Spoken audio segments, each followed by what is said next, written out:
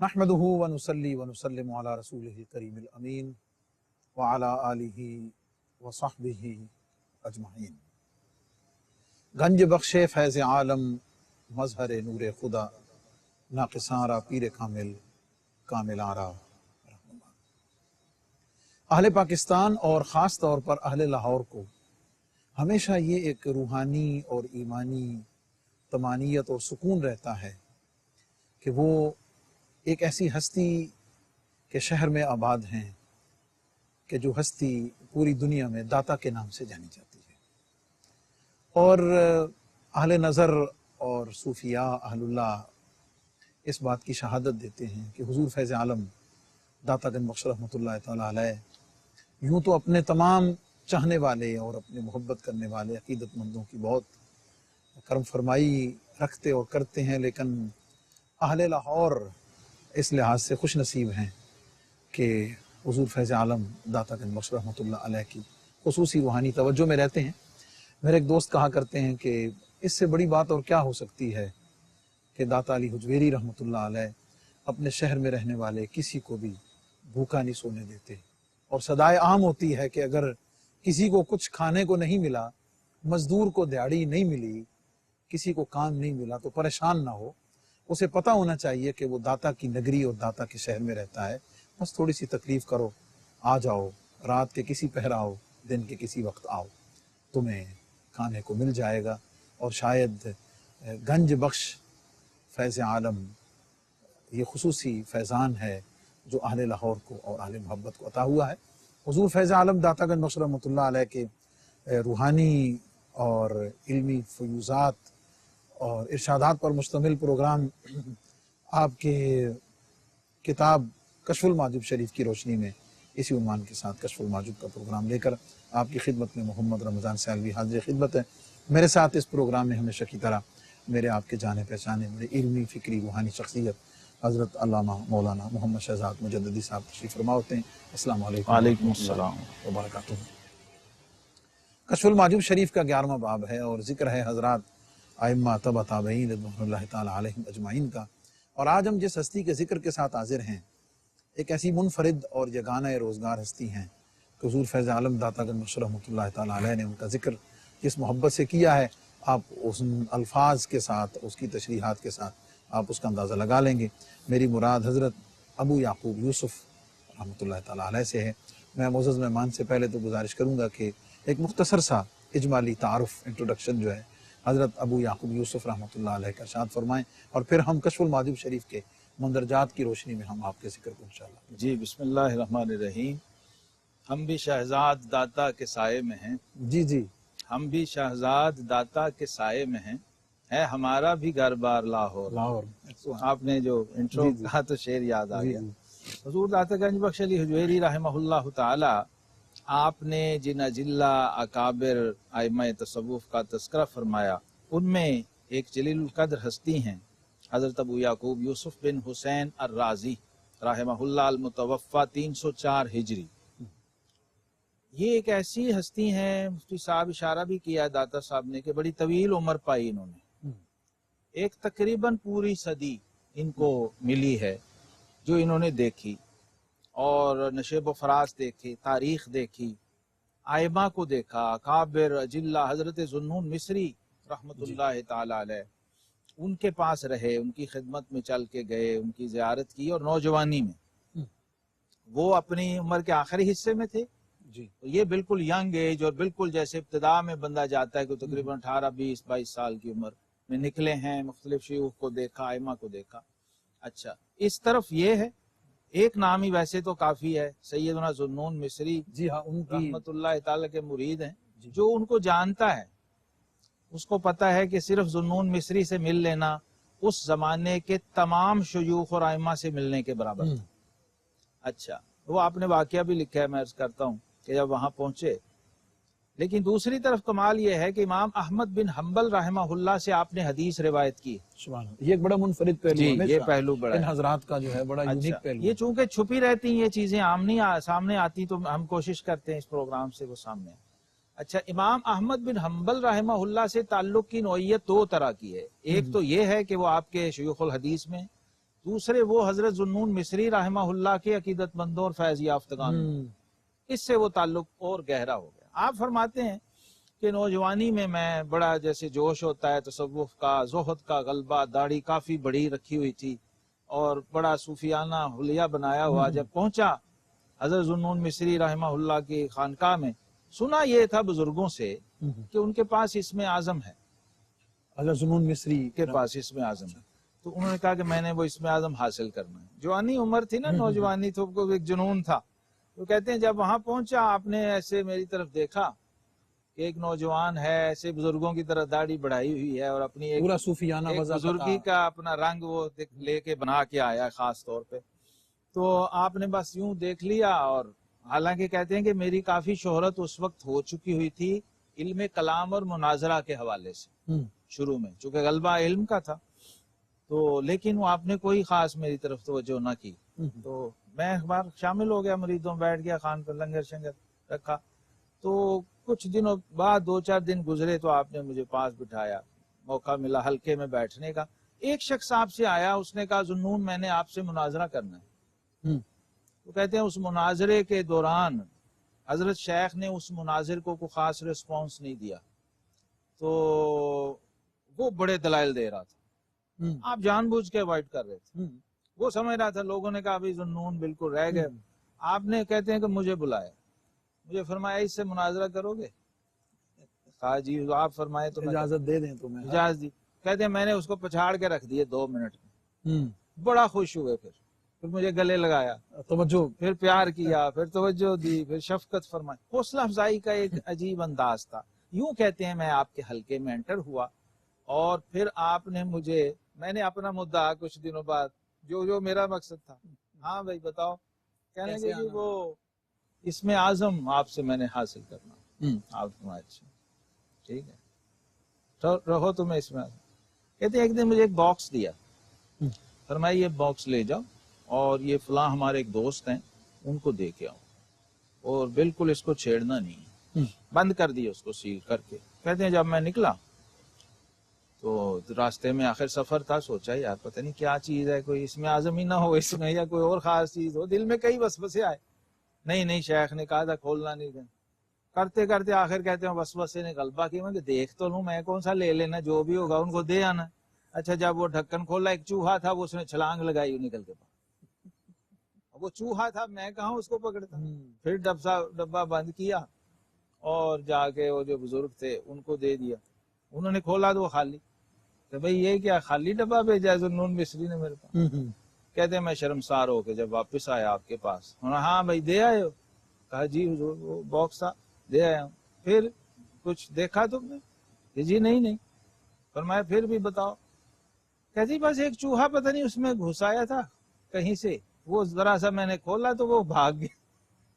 فرمایا بس میں نے یہی دیکھنا تھا کہ تو ایک چوہے کو تو سنبھال نہ سکا، کیا تربیت اسم اعظم کو کیا سنبھالے۔ یہاں سے کہتے ہیں پھر میری تربیت شروع ہوئی، میں باقاعدہ مرید ہوا، مختلف ائمہ سے فیض و برکات حاصل کیے، علم کلام، علم مناظرہ، علم حدیث، اور پھر علم تصوف جو اصل منزل تھی روحانیت۔ وہاں آ کر پھر وہ سیر سلوک شروع کی اور اکابر اجلہ مشائخ سے استفادہ کیا، اور پھر آ کے مسند ارشاد سجائی۔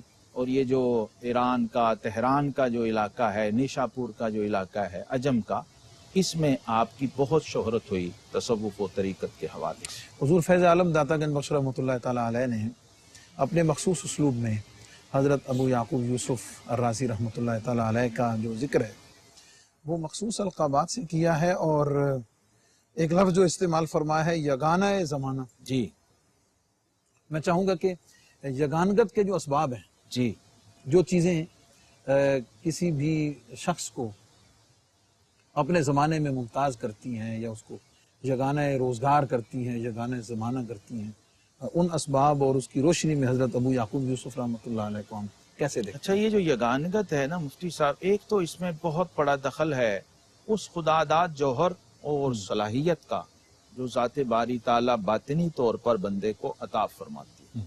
اچھا پھر اس کے بعد جو اقبال کہتے ہیں کہ فطرت خود بخود کرتی ہے لالے کی حنا بندی۔ اچھا وہ جب چونکہ زمین زرخیز ہو تو ذرا سی بارش بھی برسے تو فصل اگاتی ہے، پودے نکل آتے ہیں۔ اچھا یہ جو باصلاحیت اور صاحب استعداد اہل کمال ہیں، ائمہ تصوف میں اکثر ایسے چنے ہوئے لوگ ہمیں ملتے ہیں، ان کے ہاں وہ جو طبعی صدق طلب ہے نا، ایک جوش طلب رہتا ہے ہر وقت، اور چھوٹی عمر میں شروع ہو جاتا ہے۔ اکابر کے حوال جاننے کی کوشش کرنا، ان کی خدمت میں جانے کی کوشش کرنا، یا ان سے تعلق والے سے جا کے ملنے کی کوشش کرنا، یعنی بنیادی چیز ہے طلب، اور صدق طلب اور شدت طلب، وہ چیز ممتاز کرتی ہے۔ آپ دیکھتے ہیں کلاس ایک ہوتی ہے، ایک ہی استاد ہوتا ہے، لیکن ایک طالب علم، 2-4 طالب علم کلاس میں بڑے نمایاں ہوتے ہیں، وہ ایک ان کی استعداد ہوتی ہے، ایک ان کے اندر طبعی صدق طلب ہوتی ہے۔ یہی یگانگت اور یہی امتیاز ان کے اندر بھی اپنے معاصرین میں تھا کہ چھوٹی عمر میں ہی ایک تو قدرتی طور پہ پلس پوائنٹ یہ ملا، ٹائم زیادہ مل گیا، اور جو خیر کا زمانہ تھا جس میں بڑے بڑے اجلہ اکابر موجود تھے، حارث محاسبی، ذوالنون مصری رحمہ اللہ، اور امام احمد بن حنبل جیسے ائمہ حدیث، امام شافعی رحمہ اللہ جیسے لوگ، ان سے آپ استفادہ کر رہے ہیں اور ان سے فیض لے رہے ہیں، تو علم ظاہر، علم باطن۔ اچھا ایک اور بات یہ ہے کہ جتنے یہ صوفیاء ائمہ آپ دیکھتے ہیں، انہوں نے پہلے علم شریعت اور علم ظاہر اور علم احکام میں کمال پیدا کیا۔ اس کی ایک بہت بڑی وجہ یہ بتاتے ہیں کہ جب علم حال غالب آ جائے تو پھر علم شریعت کی طرف رجحان اور میلان اس طرح کا نہیں رہتا۔ علم باطن اور علم حال کی ایک اپنی تاثیر ہے، یہ مغلوب کر لیتا ہے بندے کو اس کے تمام تر کمالات سمیت۔ لہٰذا اس ترتیب کو اس لیے ملحوظ رکھا گیا کہ یہ کمالات آپ پہلے حاصل کر لیجئے، حکم بھی یہی ہے، تفقہوا قبل ان تصودوا۔ علم ظاہر میں کمال کا حاصل کرنا ظاہر بذات خود معاصر میں پرومیننٹ کرتا ہے، بلا شبہ کلاس میں پرومیننٹ آپ دیکھ لیجئے چھوٹی سی مثال کے نوجوانی میں ذوالنون مصری رحمہ اللہ نے پھر کہا کہ کرو تو آپ نے پچھاڑ دیا اس وہ جتنے مطلب لوگ موجود تھے یا باقی خود بخود ان پر پتہ چل گیا کہ یار یہ میرا صوفی نہیں ہے، تو اندر بہت بڑا عالم۔ اچھا یہ وہ چیز تھی جس نے، جب دیکھیے مفتی صاحب استاد کی نظر میں ایک دفعہ آ جائے نا طالب علم، تو باقی شاگردوں کی نظر میں خود ہی آئے۔ ایک بار استاد کہہ دینا کہ یار چور عبارت پڑھ بھائی، بڑا یہ بچہ قابل ہے، وہی لائق ہے، اچھا وہ دوسروں کی خود ہی نظر میں، پھر اساتذہ کے سامنے استاد ذکر کرتا ہے تو بھی ان کی توجہ نظر، یوں وہ جو تعارف ہے اور جو شہرت ہے وہ پھیلنا شروع ہو جاتی ہے۔ اچھا اگر ذاتی کمال بھی ہو بندے میں تو پھر وہ ایسے ہے کہ مشکان اس کے خود ببو ہے، یہ بات بہت ضروری ہے۔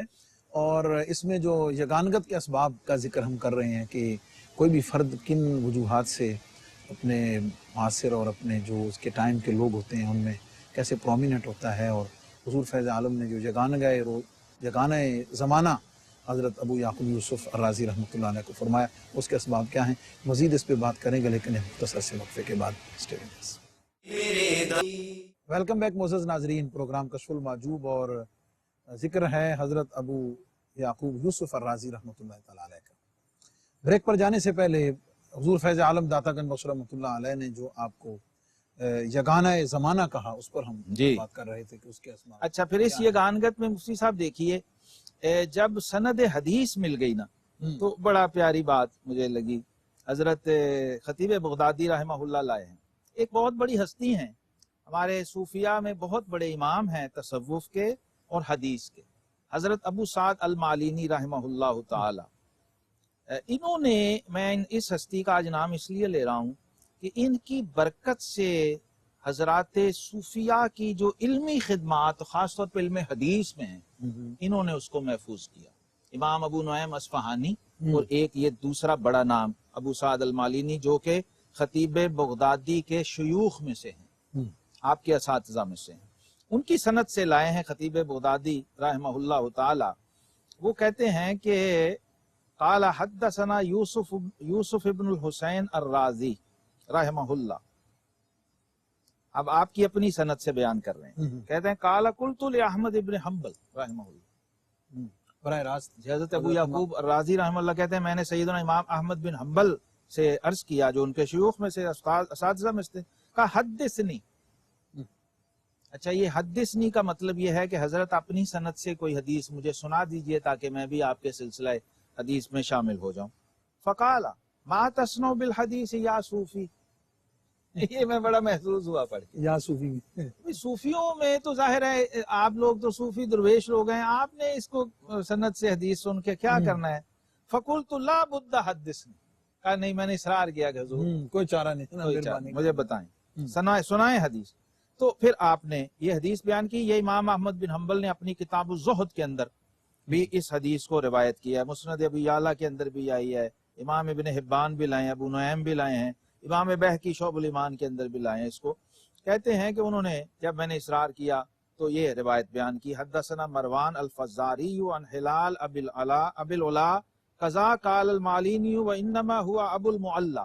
حضرت ابو المعلا کے نام سے یہ راوی مشہور ہے, ڈائریکٹ انس بن مالک سے روایت کرتے ہیں رضی اللہ تعالیٰ عنہ. کہتے ہیں قال اہدی الی النبی صلی اللہ علیہ وسلم طائران فقدم الیہ احدہما. آپ صلی اللہ علیہ وسلم کی خدمت میں دو پرندے بھنے ہوئے پکا کے پیش کیے گئے, تو ایک آپ کے سامنے بڑھایا گیا, آپ نے استعمال کر لیا, کھا لیا. جب صبح ہوئی تو فلما اصبح قال عندکم من غدائن, کوئی ناشتے کے لیے, کوئی کھانے کے لیے صبح کی چیز ہے. فقدم الیہ الاخر, وہ جو دوسرا تھا وہ پیش کر دیا گیا.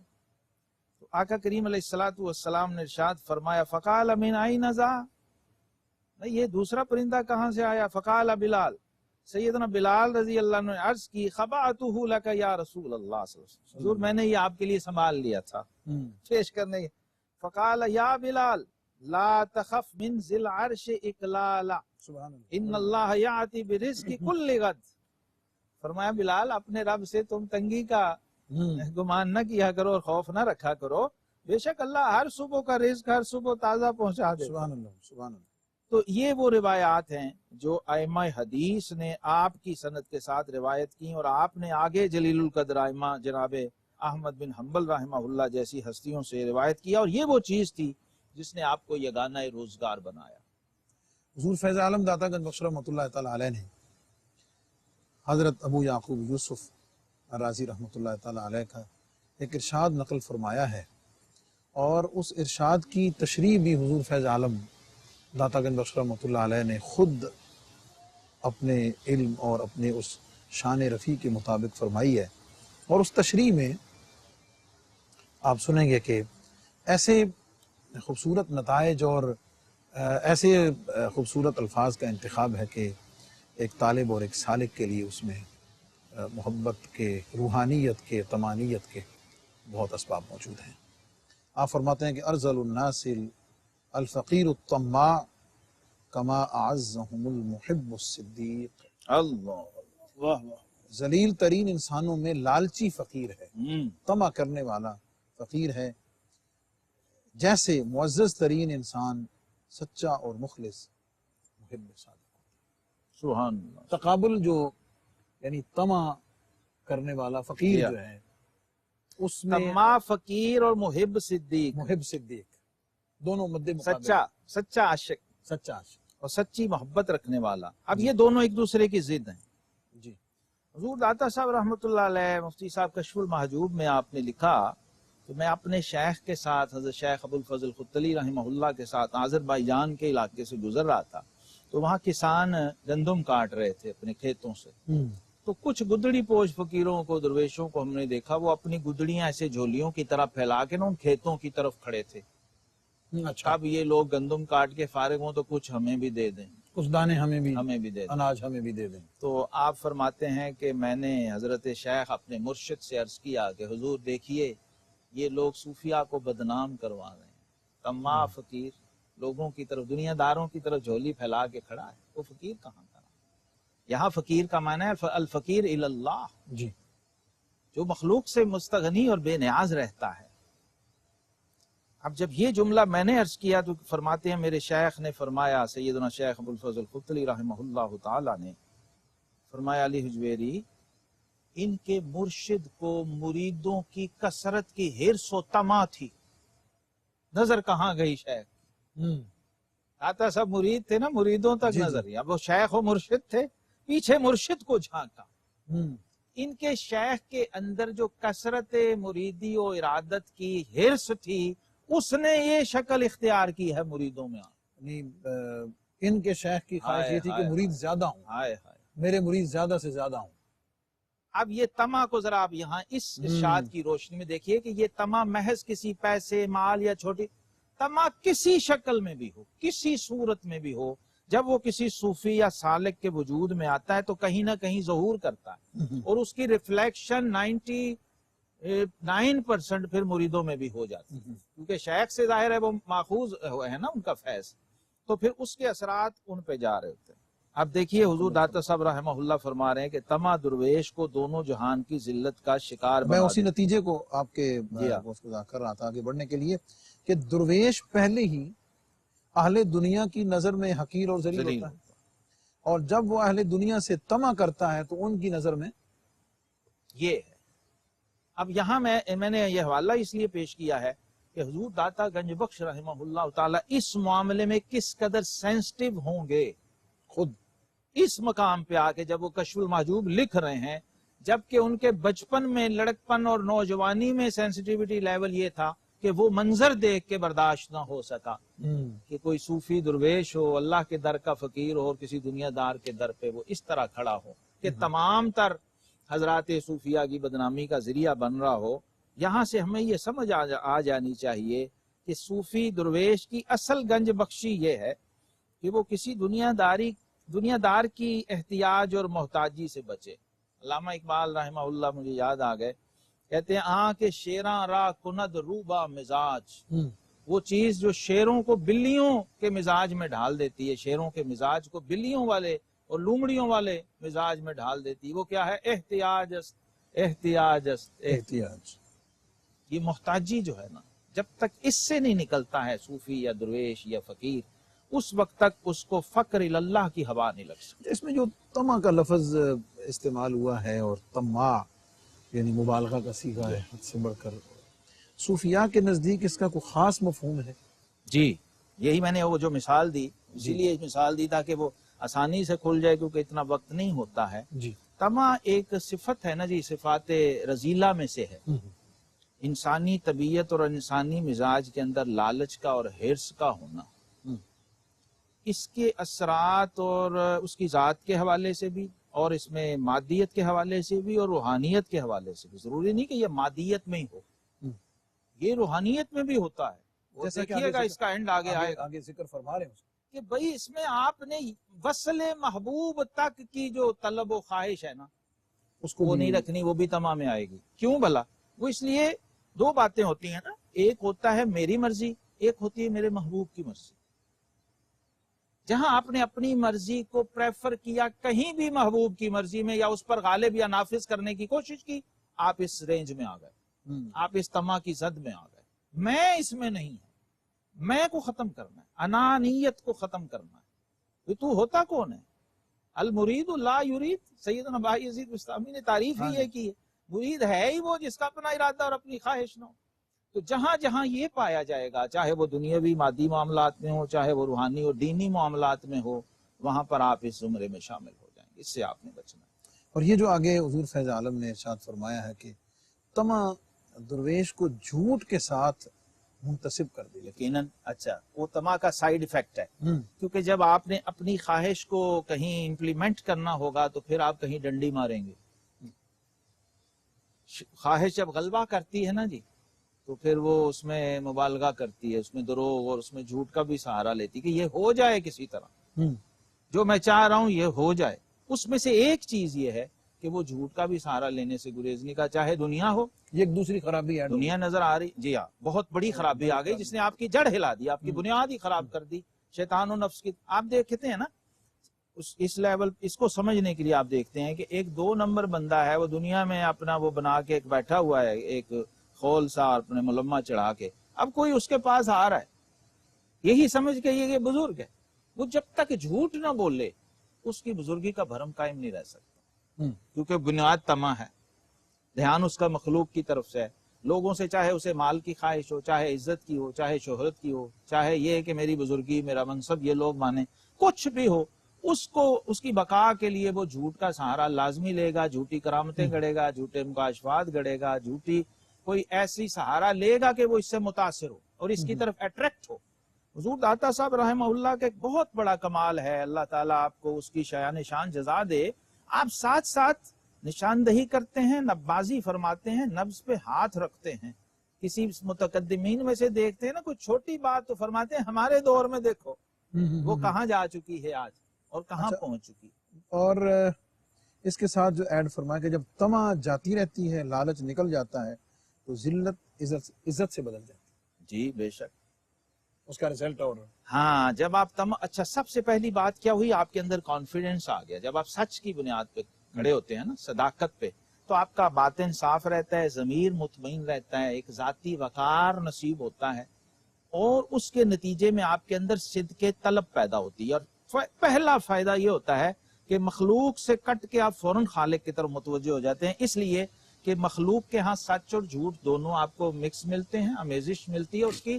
खालिक की बारगाह में सिर्फ सच ही सच है, वहां झूठ का कोई गुजर नहीं है, ना झूठ की वहां, जैसे फरमाया ना सिद्क़ु युंजी वल काज़िबु युहलिक, नबी करीम अलैहिस्सलाम ने फरमाया कि नजात सच में है और झूठ में हलाकत ही हलाकत है। वो आप इनफरादी और जाती सतह पे बोल रहे हो। और इस हस्ती की अजमत को सलाम है मुफ्ती साहब, आपका जब विसाल होता है ना, वफात होती है, तो लोगों ने ख्वाब में आपसे पूछा कि हजरत फरमाएं क्या हुआ, किस चीज पे आपकी नजात हुई, छूटे आप? फरमाया उस जुमले पर जो मैंने दुनिया से जाते हुए कहा था। जी, अल्लाह अकबर। अब वो जुमला क्या था? अपने रब की बारगाह में अर्ज की कि ए मेरे मालिक व मौला, अल्लाहुम्मा इन्नी नसहतु खल्क़का ज़ाहिरन। अगर आपकी इजाजत हो, जी ब्रेक है तो बिल्कुल ये बड़ी उनकी मैं समझता हूँ पूरी जिंदगी की मुजाहदा और रियाजत का हासिल है और निचोड़ है, जिसको हमें बड़े इत्मीनान से और बड़े गौर से जिसको सुनना है। मोअज़्ज़ज़ नाज़रीन हमारे साथ रहिए, वापस आते हैं ब्रेक के बाद। वेलकम बैक मोअज़्ज़ज़ नाज़रीन, प्रोग्राम कश्फुल माजूब और जिक्र हज़रत अबू याकूब यूसुफ अर्राज़ी रहमतुल्लाह अलैह का। और वक्फे पर जाने से पहले हम बात कर रहे थे कि निजात और महासिल उनकी जिंदगी का जो आपने फरमाया। मुफ्ती साहब ऐसी मिसाल शायदी सिद्क़े ज़ाती, सिद्क़े तबई कमाल है। जब पूछा गया ना कि हुजूर नजात किससे हुई, फरमाया अल्लाह ने मुझे बख्श दिया, मेरे रब ने मेरी बख्शिश फरमा दी। कहा जी कैसे? फरमाया बिकलिमातिन औ बिकलिमातिन कुल्तुहा इंदल मौत। दुनिया से जाते हुए जो जुमला मैंने अपने रब से कहा कि ए अल्लाह, ए मेरे रब, ए परवरदिगार, इन्नी नसहतु खल्क़का ज़ाहिरन व गशशतु नफ्सी बातिनन। मखलूक को तो मैं वाज करता रहा एलानिया, लोगों की नसीहत और इस्लाह के लिए तो मैं एलानिया खिताब और वाज और तकरीरें करता रहा, लेकिन अपने नफ्स के साथ मैंने 2 नंबरी की है, अंदर ही अंदर, यानी अपने आप को नसीहत छुपा के करता और लोगों को नसीहत एलानिया किया करता था। फहबली गिश्शी लिनफ्सी लिनुस्ही खल्क़िक। अब अल्लाह तेरी कुदरत में है कि वो जो मेरा खुफिया था ना उसको मेरा एलानिया कर। वाह, सुभान अल्लाह। वो जो पोशीदा और बातनी था, ए अल्लाह उसको मेरा जाहिरी बना दे। फरमाया इस जुमले पर मेरे रब ने मेरी बख्शिश फरमा। सुभान अल्लाह। ये इखलास से कहा था कि मैं खुद नजर थी ना कि मैं जिंदगी भर बड़ा बड़ा तबलीग इस्लाह लोगों को वाज नसीहत की है, लेकिन मुझे ये शक है कि मैंने खुद को जैसे नसीहत करनी थी उसका मुझसे हक अदा न हो सका। शायद कोई बातनी तौर पर अपने नफ्स को मैंने रियायत दी हो, तो तू अपने फजल से उसको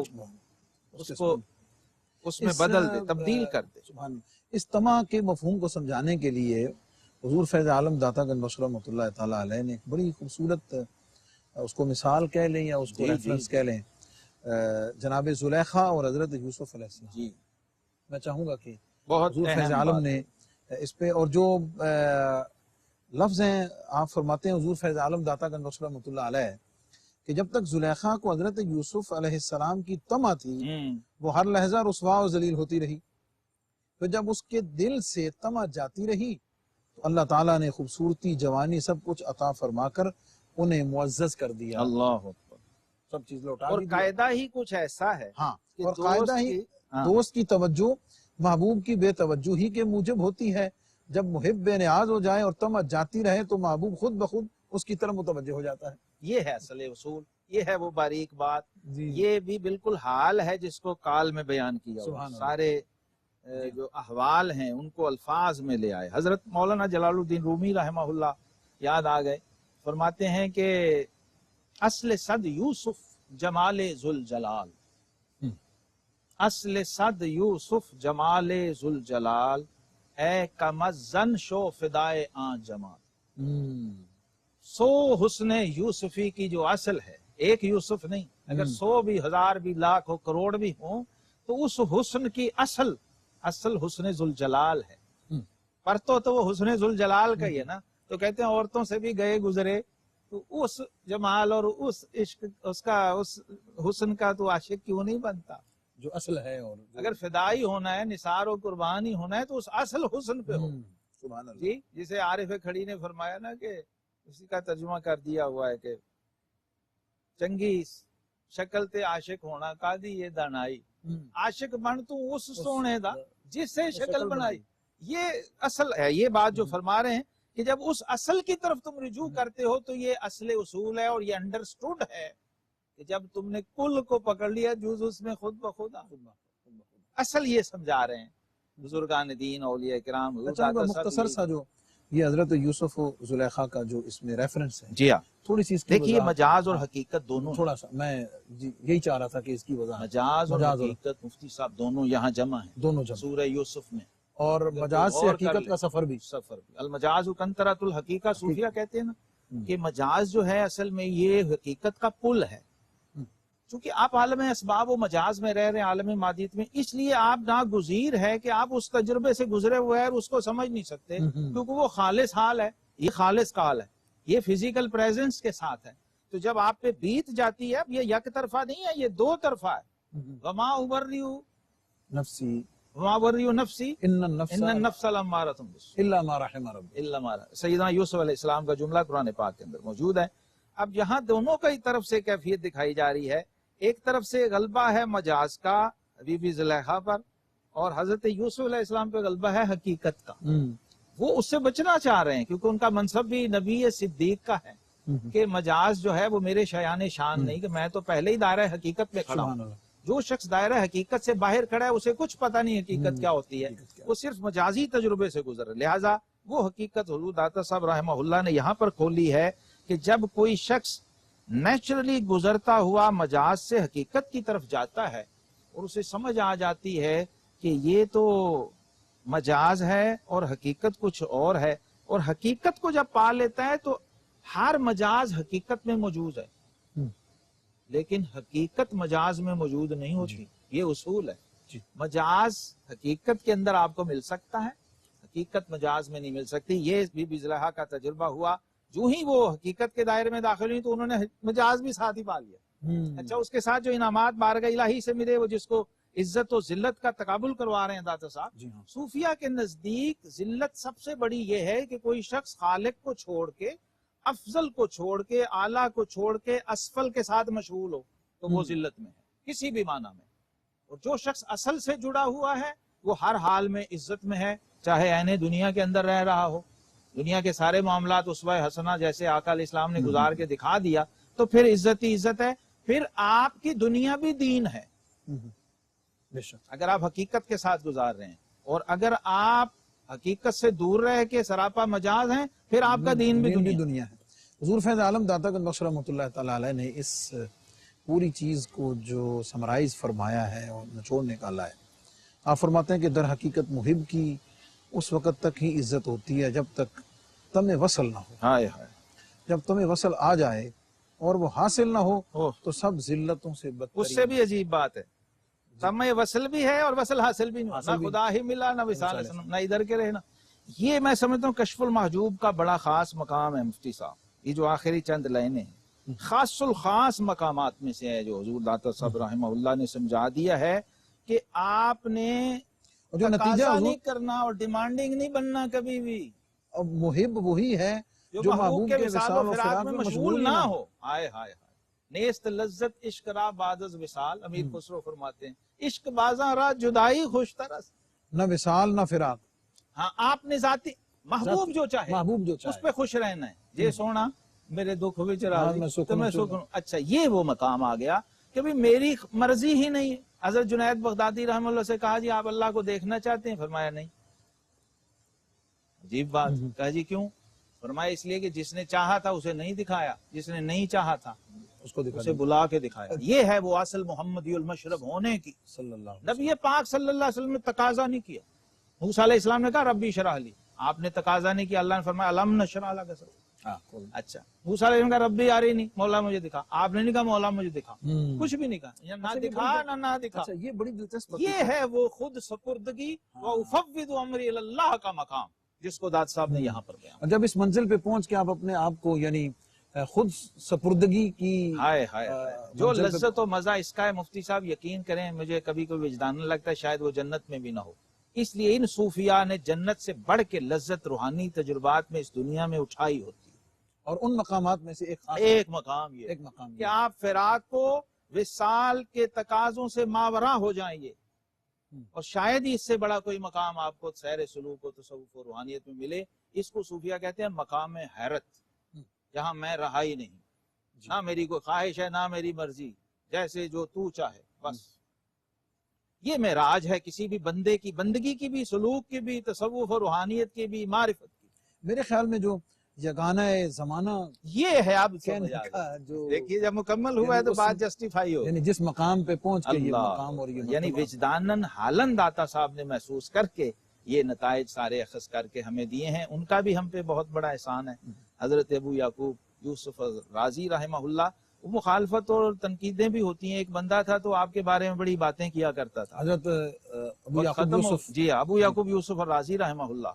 تو آپ نے تو خیر کبھی نہیں کیا تھا رسپونڈ، لیکن وہ بندہ جو ہے ایک دن کہتا ہے روتا ہوا، آپ کے ایک عقیدت مند تھے وہ اسے ملنے گئے تو وہ رو رہا تھا. فرمایا کیا ہوا تمہیں؟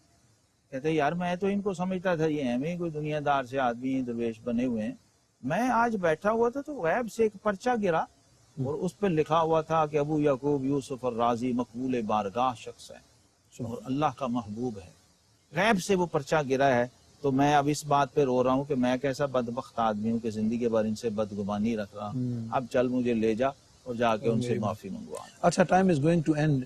وہ یہ ہے کہ طمع اور لالچ پر ہم نے بات کی ہے تو ایک بالکل کراس کویسچن ہمارے معزز ناظرین کے ذہن میں بھی یقیناً آ سکتا ہے کہ اپنی ضرورت کے لیے چیز کو لینا، محنت کرنا یا اکٹھا کر لینا، اس کو یہ جو ڈیفینیشن ہم نے روحانیت اور کشف المعجوب میں کی، اس کو کیسے دیکھتے ہیں؟ یہ مفتی صاحب حضرت خواجہ بہاؤالدین زکریہ ملتانی رحمۃ اللہ اپنے زمانے کے امیر ترین شخص تھے. حکومت بھی قرض لیتی تھی. حضرت قاضی حمید الدین ناگوری رحمہ اللہ آئے نا، جب شان و شوکت دیکھی، جامعہ چل رہا ہے، ادھر آستانہ ہے، ادھر مرید، لہر بہر ہر طرف. کہا آپ نے کیا یہ سانپ پال رکھے؟ جو آراد مال دولت، تو یہ ہے کہ آپ نے سانپ گھر میں پالے ہوئے. تو فرمان لگے جو سانپ کا منتر جانتا ہو وہ سنبھال سکتا. تو یہ ہے بہرحال مقام. نبی کریم علیہ السلام نے فرمایا تھا نا کہ میری امت کے جو اغنیاء ہیں، فقراء میری امت کے 500 سال پہلے اغنیاء سے جنت میں جائیں گے. عبد الرحمن ابن عوف رحمہ اللہ کے بارے میں فرمایا کہ میں ان کو گھسٹتے ہوئے جنت میں جاتے دیکھا. تھا تو صحیح معاملہ، لیکن دنیا میں جس وقت آپ ان نعمتوں کو اویل کرتے ہیں تو بہت بڑے نازک محاذ پہ آ جاتے ہیں. آپ ضرور منع نہیں کیا، لیکن اس میں جو حفاظت ہے آپ کی اور آپ کا تحفظ ہے وہ اس چیز میں ہے کہ آپ سیدنا عثمان غنی رضی اللہ تعالیٰ سے سیکھ لیجئے، کیونکہ آپ عین عمارت میں بھی زاہد ہو سکتے ہیں. اور اس کا واحد طریقہ یہ ہے کہ اندر طلب اور خواہش نہ ہو. ہاں مالک کی عطا سے اگر آ رہا ہے حلال اور نیچرل طریقے سے تو کوئی حرج نہیں. صرف اس میں جو ایک چیز روک لگائی ہے نا، وہ یہ لگائی ہے کہ رزق کی طلب و محبت میں اتنے فنا نہ ہو جانا کہ رازق کو بھول ہی جاؤ. اگر دھیان رازق کی طرف رہے اور رزق آ رہا ہو تو پھر جتنا بھی آ جائے وہ تم پہ اثر انداز نہیں ہو سکتا. ذرائع بھی ٹھیک وَمَا الْحَيَاةُ الدُّنْيَا إِلَّا مَتَاعٌ قَلِيلٌ، وہ ہر حال میں قلیل ہی ہے، کوئی شک نہیں. تم کبھی کثیر سمجھ کے اس کے اندر ہی گم نہ ہو جانا. ذرائع بھی ٹھیک ہوں، ذرائع حلال ہوں، اسباب آنے ہوں. والا مال جو اپنے ساتھ حقوق لے کر آ رہا ہے بالکل اس کی ادائیگی مقصود اس کی ادائیگی بھی ہو. مقصود ہو. لیکن اس میں یہی بات ہے کہ طمع نہ ہو. رزق ہمارا عقیدہ ہے نا کہ اللہ رازق ہے، اس نے ہمیں رزق دینا، اور جو ہمارے ہونے مقدر کا پہ ہے وہ ہمیں مفاخرت نہ ہو، ہونے پہ مفاخرت نہ ہو، جانے پہ ندامت نہ ہو. جانے پہ ندامت نہ ہو، اور نہ ہونے پہ اس کی طلب ایسی نہ ہو جائے کہ سب کوئی بھول بھلا کے اسی میں کی طلب میں فنا ہو کے لگ جائے اور پھر غافل ہو جائے، کیونکہ اس کا لازمی نتیجہ غفلت ہے. جس وقت آقا علیہ السلام نے فرمایا تھا نا لکل امت فتنہ و فتنہ تو امتی المال، ہر امت کا ایک بڑا آزمائش و امتحان ہوئی ہے، میری امت کا آزمائش مال کے ذریعے ہوگا۔ شاید اسی وجہ سے صوفیاء نے اپنے صوفیاء نے اس لیے اوائڈ کیا کہ بھائی اس سے جتنا بچ سکتے ہیں، اگر آ بھی گیا نا تو انہوں نے اڑایا، اللہ کی راہ میں لگا دیا، ادھر سے آیا اور بس آئے صحیح کوئی بات نہیں، لگا دو۔ فرماتے ہیں لا تما لا جمع لا منع، بس لا تما لا جمع لا منع، بس پھر کوئی خطرہ نہیں، پھر آپ ستے ہی خیران، پھر کوئی مسئلہ۔ معزز ناظرین، حضور سیدی فیض عالم داتا گنج بخش رحمۃ اللہ تعالیٰ علیہ نے حضرت ابو یعقوب یوسف رحمۃ اللہ علیہ کے ذکر مبارک میں جو خوبصورت باتیں ارشاد فرمائی ہیں، ان میں خاص طور پر طمع کے حوالے سے اور اس کی جو تشریح توضیح اور راہ سلوک میں اس حوالے سے جتنی رہنمائی حضور فیض عالم داتا گنج بخش رحمۃ اللہ علیہ نے حضرت ابو یعقوب یوسف رحمۃ اللہ علیہ کے ارشاد کی روشنی میں فرمائی، میں سمجھتا ہوں کہ کشف المحجوب شریف کا یہ مقام اور یہ تشریح اس کے خصوصیات میں سے ہے، اور شاید نہیں بلکہ یقیناً تصوف کی باقی کتب سے یقیناً خالی ہوں گی، اور اگر اس میں کچھ ہے تو میرا وجدان اور علم یہ کہتا ہے کہ وہ سارا فیضان حضور فیض عالم داتا گنج بخش رحمۃ اللہ تعالیٰ علیہ۔ اور شکریہ جناب آپ کے خوبصورت کلمات کا۔ معزز ناظرین، ہمارے اس خوبصورت پروگرام کا وقت ختم ہوا چاہتا ہے، اس دعا کے ساتھ آپ سے رخصت ہوتے ہیں، اور انشاءاللہ العزیز نیکسٹ پروگرام میں ایک اور شخصیت کے ذکر کے ساتھ آپ سے ملاقات ہوگی۔ اپنوں کا دائیں بائیں سب کا بہت خیال رکھیں، کیونکہ اس میں ہم سب کی بھلائی ہے۔ السلام علیکم ورحمۃ اللہ وبرکاتہ۔